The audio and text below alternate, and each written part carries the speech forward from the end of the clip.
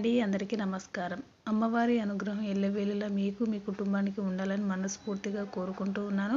కార్తీక మాసంలో ఉసిరి దీపం ఎందుకు వెలిగిస్తారో తెలుసా? ఉసిరి దీపం వెలిగించడం వల్ల ఎలాంటి ప్రయోజనాలు కలుగుతాయి? ఉసిరి దీపం వెలిగిస్తే ఎంతటి అదృష్టమైనా ఈజీగా వచ్చేస్తుంది. ఆఫ్టర్ లాంగ్ టైం వీడియో అండి. Thanks for watching my videos.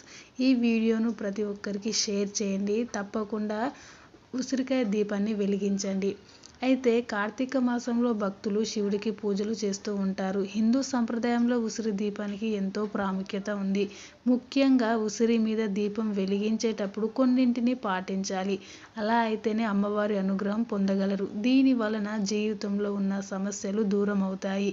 ఈ మాసంలో చేసిన పూజలు 100 రెట్ల ఫలితాలు ఇస్తాయని పండితులు కూడా చెబుతుంటారు. అయితే కొందరు కార్తీక మాసంలో ఉసిరి దీపాన్ని ఎక్కువగా వెలిగిస్తారు.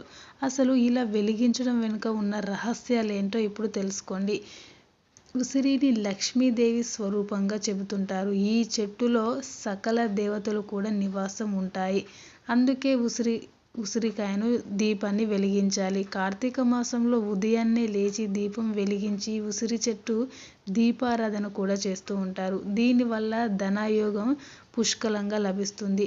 ఉసిరికి చెట్టుకి ధనాన్ని ఆకర్షించే గుణం చాలా ఉంటుంది. అందుకే కార్తీక మాసంలో ఎక్కువగా ఉసిరి చెట్టును పూజిస్తూ ఉంటారు. ఇదిలా ఉండగా ఉసిరి మీద దీపం వెలిగించడంతో పాటు ఉసిరి పండ్లను పండితులకు ఇస్తే లక్ష్మీదేవి అనుగ్రహం కలుగుతుంది. అలాగే ఉసిరిని దానం చేయడం వల్ల కూడా చాలా మంచి ఫలితాలు పొందగలరు.